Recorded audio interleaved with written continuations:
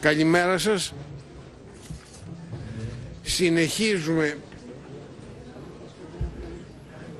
Συνεχίζουμε την επεξεργασία και εξέταση του σχεδίου νόμου. Επίγοντα μέτρα για την πρωτοβάθμια, δευτεροβάθμια και τριτοβάθμια εκπαίδευση. Είναι σήμερα η δεύτερη συνεδρίαση και θα αρχίσουμε την ακρόαση των εξοκοινοβουλευτικών προσώπων που ήθελαν να παρέμβουν σε αυτή τη συζήτηση. Το λόγο ο κύριος Θεοδόσης Κατσούλας, πρόεδρος του Συλλόγου Ελλήνων Κοινωνιολόγων. Κύριε Υπουργέ, κύριοι βουλευτές, κύριε Πρόεδρε και μέλη της Επιτροπής Μορφωτικών Υποθέσεων της Βουλής, σας ευχαριστούμε για την πρόσκληση στη συζήτηση του νομοσχεδίου για την εκπαίδευση. Σε αρκετά μεγάλο βαθμό συμφωνούμε με τις τοποθετήσεις των δύο ομοσπονδιών του Δημοσίου, την ΟΛΜΕ και την ΟΗΕΛΕ, και με την τοποθέτηση της προλαλήσας σας Προέδρου των Πολιτικών Κοινωνικών Επιστημών. Μάλιστα, να πω ότι έχει μεγάλη βαρύτητα ο λόγος μιας ομοσπονδίας, της ΟΛΜΕ, που φέτος αξίζει και στη Βουλή να το γιορτάσουμε, κλείνει 90 χρόνια ζωής.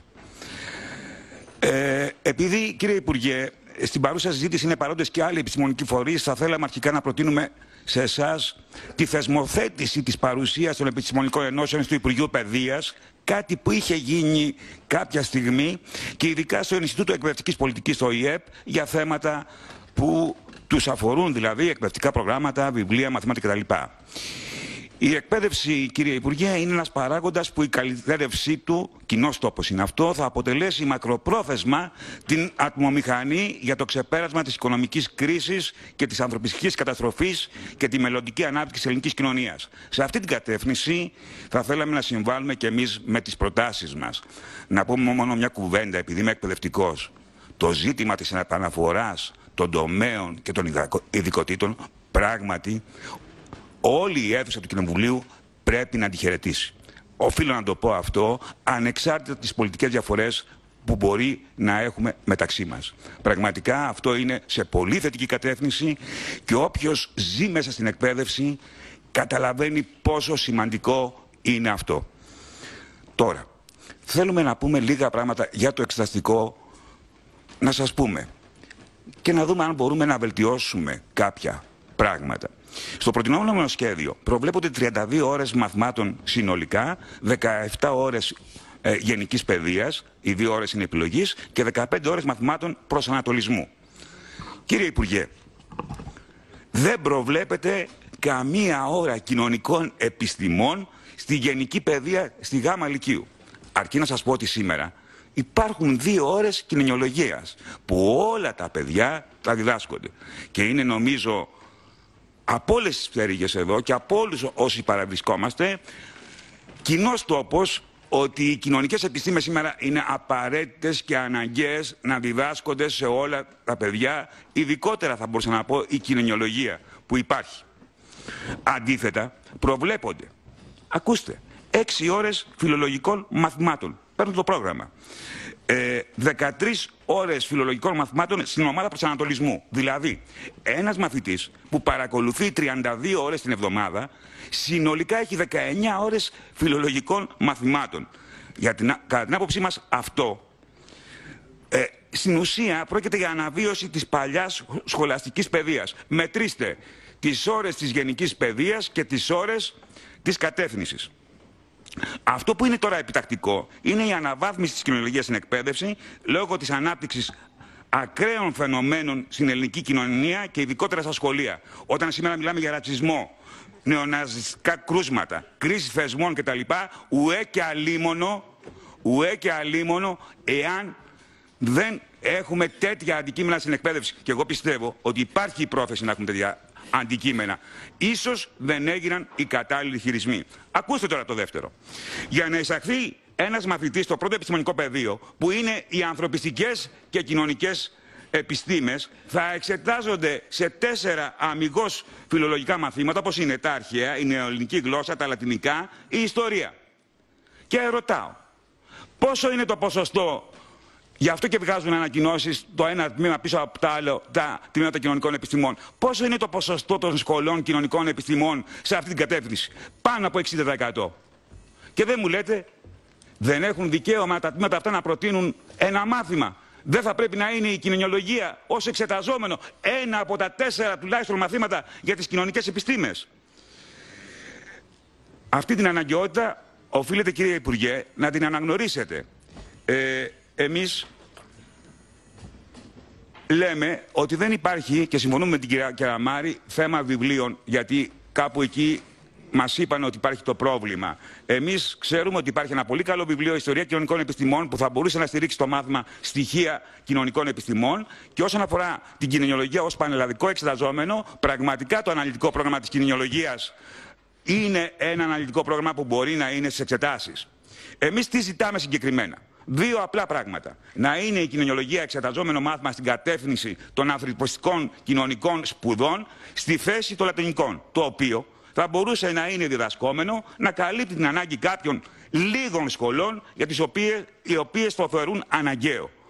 Δεν μπορούμε όμως, τι θα πούμε στα τμήματα κοινωνιολογίας, ψυχολογίας, κοινωνικών επιστημών, κοινωνικής ιστορίας, κοινωνικής ανθρωπολογίας, ΜΜΕ, διεθνών σχέσεων? Δεύτερον, να υπάρχει μάθημα κοινωνικών επιστημών με τίτλο Στοιχεία κοινωνικών επιστημών στα μαθήματα γενικής παιδείας.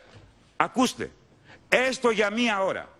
Όλα τα παιδιά για 1 ώρα έστω. Και αυτό μπορεί να γίνει απλά. Να μειώσουμε 1 ώρα π.χ. από τη λογοτεχνία που διδάσκεται 4 ώρες πλέον. 4 ώρες. Αυτά τα παραπάνω, κύριε Υπουργέ, είναι εύκολο. Είναι εύκολο με αυτό που έχετε κάνει στο υπάρχον νομοσχέδιο να γίνουν. Δεν διαταράσσουν την προετοιμασία των μαθητών, έρουν αδικίες και αποκαθιστούν την ισορροπία των γνωστικών αντικειμένων στην κατεύθυνση των ανθρωπιστικών και κοινωνικών επιστημών και στη γενική παιδεία. Κλείνοντας, επιτρέψτε μου να διαβάσω ένα απόσπασμα από την επιστολή που σας έστειλε ο καθηγητής του Πανεπιστημίου της Κρήτης, ο κ. Παναγιωτόπουλος. Τελειώνω. Πολύ σύντομα. Είναι λιγότερο από ένα σχολείο του οποίου το πλαίσιο του τρόπου λειτουργίας του και του τρόπου ισορροπίας του συστήματος των λειτουργιών του διαμορφώνεται από μια κυβέρνηση της αριστεράς, δεν μπορεί να αποφύγει τις ηθικές ευθύνες που αναπόφευκτα του αναλογούν και ειδικότερα να αποδεχτεί πως ένας από τους σπουδαιότερους στόχους του είναι η ενχάραξη των κριτικών διαθέσεων. Σε αυτή την προοπτική θα πρέπει να καταβληθεί κάθε προσπάθεια προκειμένου να διασφαλιστεί στους εφήβους η αποτελεσματική μετάδοση της κριτικής σκέψης που προσφέρει η γνώση των κοινωνικών επιστημών και της κοινωνιολογίας και η οποία θα τους προμηθεύσει τα κατάλληλα αντισώματα ενάντια στις παλιές ή τις νέες μορφές ανορθολογισμού ή φανατισμού της σκέψης, που όλοι κατανοούμε τι σημαίνει, θα τους εισάγει σε μια επιστημονική θεώρηση της κοινωνίας και θα τους θωρακίσει απέναντι στις συμβολικές καταχρήσεις εξουσίας, των οποίων γίνονται συστηματικά στόχος. Τιμίζω την υπόθεση του Γιακουμάκη. Σας ευχαριστώ πολύ. Ευχαριστούμε πολύ. Ο κύριος Θεοδόσης Κατσούλας, παρακαλώ. Ευχαριστώ. Επειδή ο κύριος Φορτσάκης ρώτησε,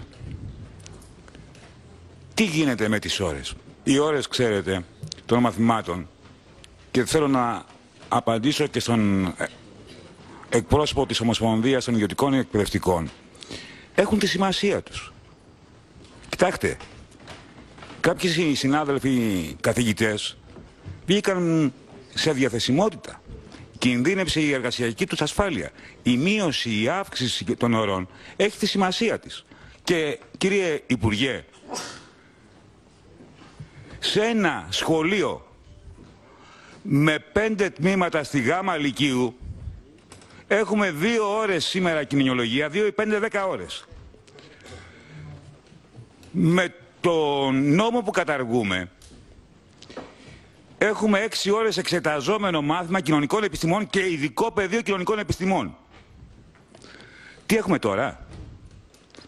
2 ώρες διδασκόμενο μάθημα κοινωνιολογίας, 2 ώρες, και εμείς δεν λέμε να πάμε στις 6 ή στις 10, λέμε απλά πολύ λογικά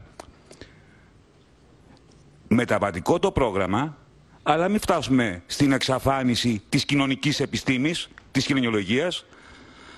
Να το βάλουμε εξεταζόμενο εκεί που ταιριάζει, στις σχολές κοινωνικών επιστημών, που είναι η πλειοψηφία του επιστημονικού πεδίου του πρώτου. Και δεύτερον, μην εξαφανίζετε τις κοινωνικές επιστήμες από τη γενική παιδεία. Δεν μπορούμε να αναγνωρίζουμε σήμερα την αναγκαιότητα οι μαθητές να έρχονται, γιατί στη γενική παιδεία αναπτύσσεται η κριτική σκέψη, αναπτύσσεται η αλληλεγγύη των μαθητών κτλ. Βάλτε μία ώρα τουλάχιστον ιστορία κοινωνικών επιστημών ή στοιχεία κοινωνικών επιστημών, που μπορείτε να το κάνετε πολύ απλά. Διότι, επαναλαμβάνω, οι ώρες, οι συνολικές που έχουμε, γενική παιδεία και πρώτη κατεύθυνση φιλολογίας είναι 19. Κόφτε μια ώρα από αυτό για να κάνετε μια ώρα κοινωνικές επιστήμες. Που το θεωρείτε εσείς αναγκαίο. Και δεν νομίζω κανένα στην αίθουσα και στο κοινοβούλιο να έχει αντίρρηση για αυτά τα δύο. Κοιτάξτε, αυτά δεν μας δεν προσθέτουν ούτε αφαιρούν ώρες. Γι' αυτό είναι εύκολο να γίνει. Εμείς θα προτείνουμε τροπολογία πάνω στο σχέδιο νόμου προς όλους τους βουλευτές. Διότι ούτε ώρες αφαιρούνται, ούτε ερχόμαστε να βάλουμε κατά κάποιου άλλου κλάδου.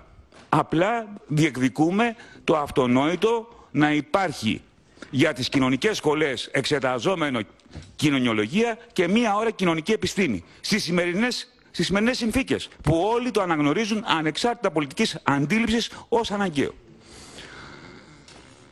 Αυτά ως διευκρινήσεις, διότι λένε δεν υπάρχει, λέει, βιβλίο. Υπάρχει βιβλίο. Βιβλίο κοινωνιολογίας υπάρχει και υπάρχει και βιβλίο ιστορία κοινωνικών επιστημών. Άρα δεν τίθεται θέμα βιβλίων. Και δεν τίθεται θέμα αύξησης ωρών, κύριε Υπουργέ. Σας ευχαριστώ πολύ.